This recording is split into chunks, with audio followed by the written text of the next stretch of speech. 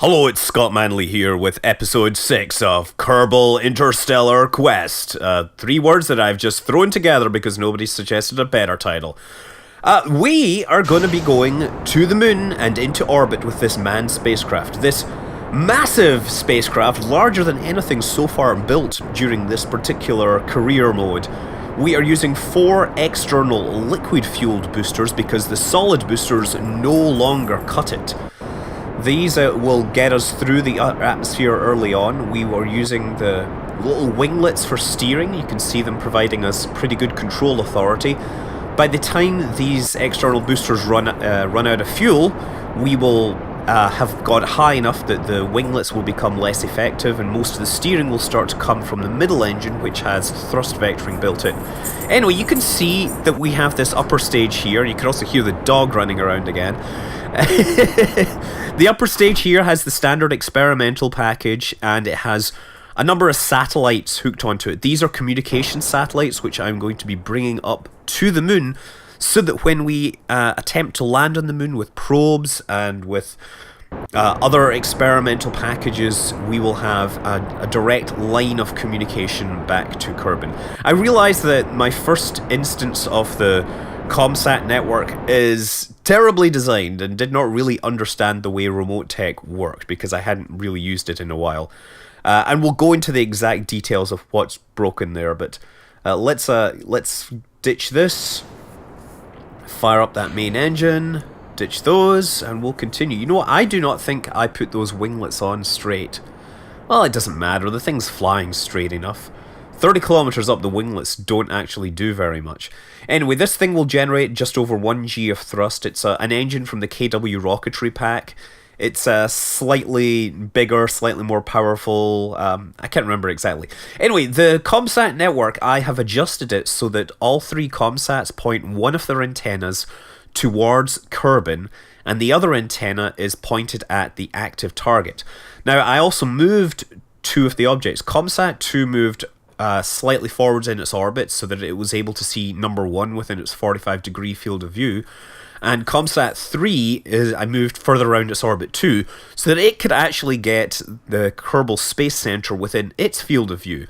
So, between these 3, we should maintain 100% coverage, except that the eccentricity on the orbit of ComSat 1 and ComSat 2 mean that sometimes they librate in their orbit and they lose contact.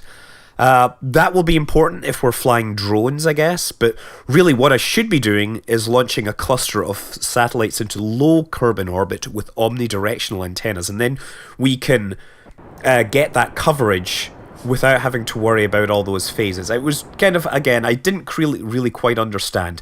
Also, the longest range omnidirectional I have is 2,500 kilometers at this time. There is a larger one that unlocks later in the tech tree.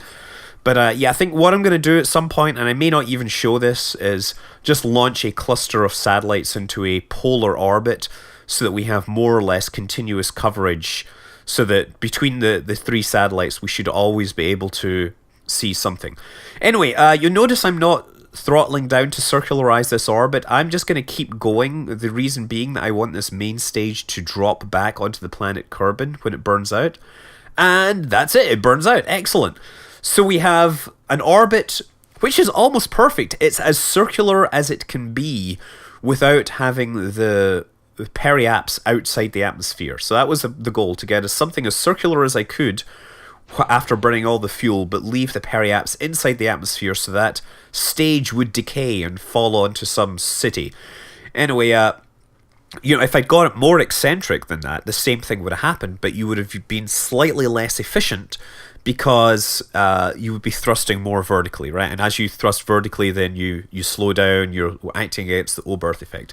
Anyway, obviously the next move is to circularize this just enough that we lift the periaps out of the atmosphere so we don't come crashing down. And once that's set up, we can we can adjust our way into Munar orbit using the good old-fashioned maneuver nodes. What do we say? The goo seems to have formed into the shape of a sphere. Yes, it's mimicking the planet Kerbin, obviously. We can still do some science at this time, apparently. We also have the temperature gauge on this, but the temperature gauge is of dubious use once you get far away from the planet. Just trying to get my antennas sorted out so we can transmit this. Where is it? Oh, it is there. Why is this not working? Okay. Target ComSat 1. Yes, there we go. ComSat 1 will be within our line of sight. And target this one to Kerbal. Okay, we have 2 antennas on this, although I don't think we'll be needing 2 for most of this mission. Okay, transmit. Excellent. The microgravity. The goo. Excellent. Okay, now we have science heading back. We still have new things to find out about low Kerbal orbit. Okay, and there's the dog in the background again. Okay, so 68 meters per second burn. That's going to be the first one. We collected and recorded temperature data from the environment. We actually have 4 thermometers on this because I applied them with 4 times symmetry. Turns out that's not a great idea. We only really need the one. It's because it's pretty efficient to transmit temperature data back. I mean, after all, it's a temperature, it's a thermometer. It's just going to send a number. It's not like something like a crew report, which is ambiguous and filled with subjective data. Okay, let's get up and circularize this orbit. Now, yes, this is something like Apollo 8, as in we're going to fly to the moon and orbit the moon, but clearly there's a lot of differences here. To start with, we didn't go into a stable orbit first. We went into this weird eccentric orbit. We're not carrying... well, we're not carrying the larger objects. Sorry, the Apollo never carried much in the way of satellites, although they did actually carry hand-launched satellites that were used to study all sorts of things. But most interestingly, the hand-launched satellites from the Apollo program discovered a lot about the shape of the gravity field around the moon. It turned out that there were 2 hand-launched satellites. One of them was quite stable for a long time because it was dropped very close to a stable inclination. The second one crashed within like a couple of weeks. It was quite a revelation. And so there we go. Now onwards to plot a trajectory to the moon. Okay, satellites aligned, contact is good, telemetry set up, rocket pointing the right way, and engine throttling up. We are headed towards the moon. This is Durdos Kerman. He will no doubt go down in history as being the second Kerbal to ever go to the moon and the first to orbit. He will be incredibly famous, just like the crew of Apollo 8, who everyone remembers, right? You remember Apollo 8, right? That was the Apollo mission where they surprised everyone by going to the moon earlier than they had originally anticipated. The 3 astronauts basically got to go to the moon for Christmas. Yeah, that was Frank Borman, James Lovell, and William Anders. Yes, that's right. They basically went into orbit on the 23rd of December 1968 and they returned on the 24th. So, they basically spent Christmas in space, which was kind of cool. They also took a very famous picture of Earthrise, like the definitive Earthrise picture, and they did some other things. People kind of get mad because they read from the Bible and things like that. But you know what? I thought it was a great moment, even though I'm not that way myself. Anyway, yes. So Durdos is having a burn. He's going to take it took about 500 meters per second worth of fuel. This is quite a large spacecraft. I hope I have enough fuel in this thing, and this is actually something I didn't quite figure out beforehand. I didn't do the math. Now, what we're going to try to do is, once we enter into orbit, we want to go into an inclined orbit, because we want to have 4 satellites spread over varying inclinations so that there's no blind spots in the coverage. I'm not going to cover the entire moon with 100% coverage with these things, right?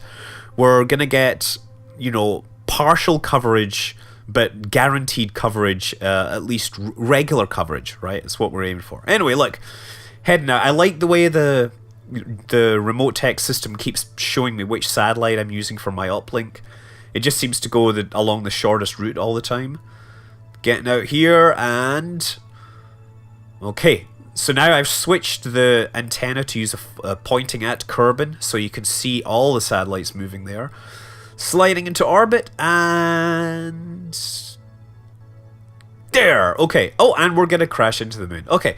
So I guess I made that a little finer than I should have. And it's almost exactly in the plane. We should probably fix that. We're going to need to adjust our orbit downwards a little. What we want is an inclined orbit because we need all of our satellites to go into inclined orbits. That's looking pretty good. Let's just try and keep the periaps nice and low, but not so low that we crash into the moon. We don't need to worry about ejecting these satellites into the wrong orbit just yet. We're not going to eject it until we circularize this orbit. So now we're aiming to put everything into roughly 1,000 to 1,200 kilometer orbits because their main communication with objects around the moon will be using the Communotron 16, which has a 2,500 kilometer range, and they're also each fitted with the comms DTS M1, you know, the directional one, which will all point at Kerbal and provide a downlink for everything there. So that should cover the network. Oh no, we are in the shade once again. We are a shady spacecraft falling towards a shady looking planet. And we have no power! But never fear, Durdos, the sun is here. Yes, I'm sure at some point that's going to become a major problem. 6 hours without power will kill him, apparently. And, or maybe it's 2 hours, I don't know. But it's not good. So there will be planets where I'm going to have to start being concerned about the lifetime of power and maybe shutting down those transmitters. Okay. So anyway, Durdos has set a record for being the closest Kerbal to the moon. He is now 11 kilometers. Previous record was 89. That makes him a hero amongst Kerbal astronauts. And of course, what does he do? He does his job. He does more science. He spams science like a pro. Now, a lot of people say put all your science instruments onto a single action group. I disagree. Oh, what kind of geological formation is that?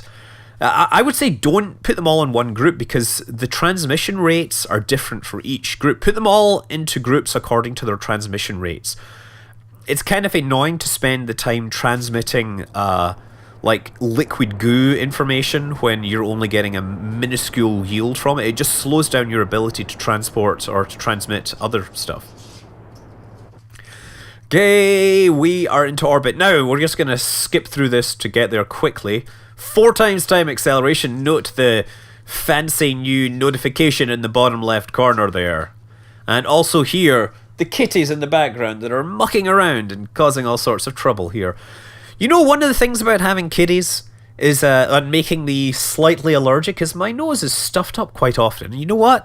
That makes it more like being an astronaut because in 0G, your mucus tends to rise up into your nose, giving you more or less a permanent, stuffy, blocked nose, which actually makes eating and smelling in space harder or, makes it different, let's say. So, yeah, permanent stuffy nose, just like being an astronaut. Okay, we are ready to launch this satellite. We've got ourselves into an inclined orbit. It is the Sputnik Mark 1. We need to extend these panels. As I was saying, we have an omnidirectional antenna here, and that will provide communications with objects in and around the moon within 2,500 kilometers, while this will provide the downlink to the planet Kerbal. So we need to... what are we going to do? We're going to activate this... But more importantly, we are going to point it in the general direction of Kerbal first. Get the whole benefit of that 45-degree field of view. Also note that these model of satellites, they come with a little thermal radiator systems, so we're not going to have to worry about overheating, which some people thought might be a concern on the other satellites.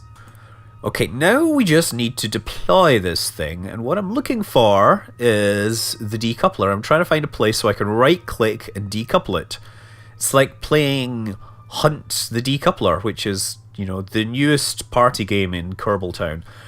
Why have I got I must have put a temperature sensor in there and carried it needlessly in these satellites. It's an altitude where it will not work. It will not provide any useless data. How pointless is that? Okay, and it's... Oh, look! It's in the staging diagram. I can just stage this off of here. So, yeah, just pull this thing back. Appreciate... the departure, appreciate the launch. Rather unceremonious if you ask me, but it just passively sits there in space. No engines, no attitude control. Well, it has attitude control with the reaction wheels. No way to adjust its orbit should it decay, should it find itself in some unstable orbit. Yeah, it just sits there. It's kind of hard to design these things to get everything fitted on there, but I think I succeeded in making a functioning satellite.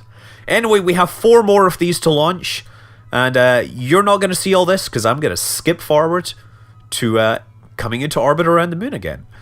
So, to cut a long story short, after making several plane changes and putting a bunch of these satellites haphazardly into orbit, hopefully happy rather than hazardy, because really we don't want hazards in space, I put myself into another low pass around the moon because I wanted to collect more science.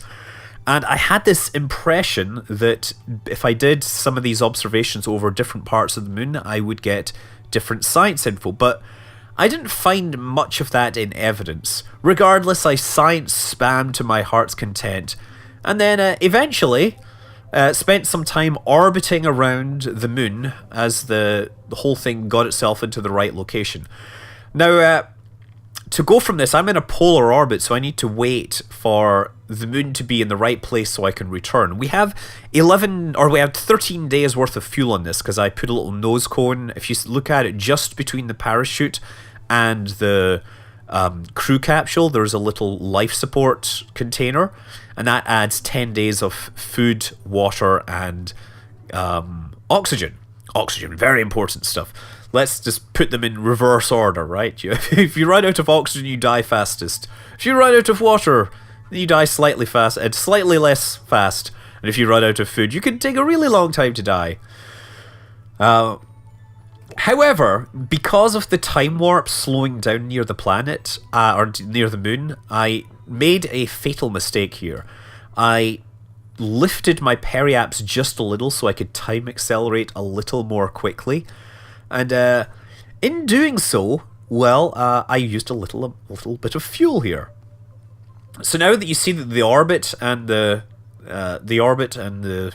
two orbits are more or less lined up, this was the place to actually perform my escape burn, and I want to line this up as perfectly as possible. You see that as we burn faster, we need to adjust our vector, and we need to keep on doing this until our periaps is inside the atmosphere. So there's a whole lot of poking around here, which of course you just can watch at 4 times normal speed. Hence the big 4x in the corner, because people kept asking for that. So now we just get ourselves pointed in the right direction, wait 20 minutes, and we shall perform our departure. And hopefully we shall get 161.3 meters per second of burn out of this thing. Okay, we're going to get as close as possible to this, because I think it says 13 seconds burn, and I have 14.79 liquid fuel. Let's see how close we get. Let's see how little fuel we have left after this. And it says 9 seconds to go. 8, 7, 6, 5, 4, 3, 2, 1, 0. No, we're 5.8 meters per second short. No! Damn my impatience. I'm pretty sure that the 5.8 meters per second is what I used to lift my periaps a little. Well, it is Kerbal Space Program 0.22. We can, in fact, get out and push and get in and refuel again.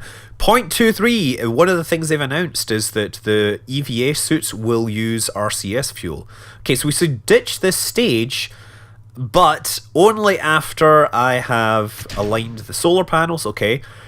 The good thing now is that when I get out of the spacecraft, the ASAS will continue to hold the orientation, so it's actually a lot easier than it used to be.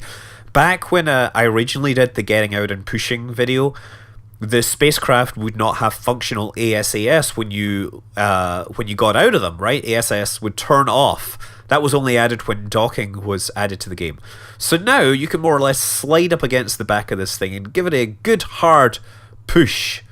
And we're just going to keep track of how much fuel we're using here. The downside of this is that you do tend to end up bouncing off and spinning around like a crazy mad Kerbal type thing. And no doubt loving it in some cases. There we go. Pushing it very slowly. Kerbal's mass, something like 0.3 or 0.03, and they can accelerate at about half a G. So I think the thrust they produce is something like 0.15 or something like that, or maybe 1. I don't know exactly. It's a very small thrust. But look, we're bringing the periaps on Kerbal down. We want to bring it down below about 30 because we need to make sure that we don't spin through and come out the other side. Although we do, at least this time, have plenty of food and oxygen and everything to spare. But I think, you know, all the same, I want to make sure we get this on the first try. We don't want everyone to be waiting at home at the arrival ceremony and me not being there. You know, guest of honor with all the free drinks and everything. That would suck, you know, to be missing the return party.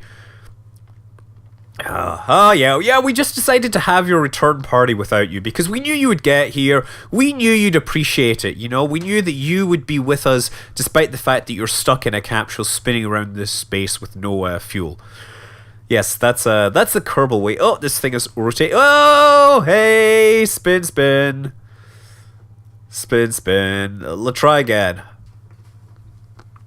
Well, this will be our last try. We are but moments away from our triumphant return and spinning again. Oh dear. Where do we go? 24 kilometers! That's us. That's our ticket home. Our ticket to a fiery plunge through Kerbal's atmosphere back to the sweet, sweet atmosphere of home. Back to the ground, to the dirt, to the mud, to the seas, to the mountains, and the other biomes which I have yet to go and gain science from. Hopefully, I have brought enough science with me. I should maybe try and get some more science using these temperature gauges since they're all zeroed out now around the moon. Electric charge is running out. No! Yes, we're okay. Well, that didn't last long. And, oh look, yeah, I can see the Kerbal Space Center from here. Its distinctive outline from space. And coming down. Now we could try seeing 0.6. Okay, we get 0.6 science from that. Not that good. And what else do we have? Come on! No. Collected temperature readings. I'm hoping that I'm going to come down over some biome and it'll give me some other, temperature readings or whatever. Oh yeah, what happened to the rest of the spacecraft? Did I see it in the background there? Disintegrating as it fell back to the Earth. Oh no, wait, no, the other spacecraft is going to be orbiting around and no doubt having a close encounter with the moon while I should probably follow it through to see what its ultimate fate is, because it will have other encounters with the moon and it'll either get kicked off into deep space or it will return to the planet Kerbal and crash somewhere, and it would be really nice to know where. And that's the kitty again, climbing up the bed.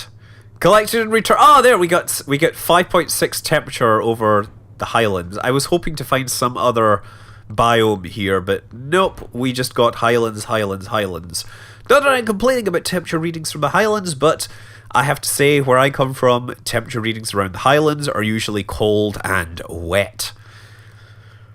Okay, almost there. Back, and let's see, actually, look, he only spent 2.5 days in space, so you know what, I could have done this whole mission without that little resource canister. That would have meant that I wouldn't have needed that extra fuel. See, the tiniest things can sometimes make a difference. Like being stuck face down and unable to get out of the spacecraft because your hatch is there. Well, it is time for the standard post-landing procedure. Collect all the science we can. Okay, so we should have a spare temperature gauge. Let us get some data from it. The temperature readings are quite literally nominal. EVA, and get an EVA report from this most precarious situation. Yes, value 1.1. Store that in there. Now it's time to really stretch your legs. Get out and get that EVA report and take that surface sample. But let's do it uphill because we don't want to have that thing roll over us. That would be embarrassing. Take a surface sample. It is dirt and grass and some small rocks. You suspect this isn't going to be much of a groundbreaking discovery, but it is literally a groundbreaking experiment because we had to break ground to get our surface sample. Okay, flag time. I should have changed that. I keep forgetting to change this. Okay, Munar Orbiter 1 landing site, or Munar Orbiter landing site. There we go. Now we need some words which will frame the Kerbal's understanding of this mission and enshrine their dreams. Next time I hope we land. And indeed next time I expect we will. I'm Scott Manley. Fly safe.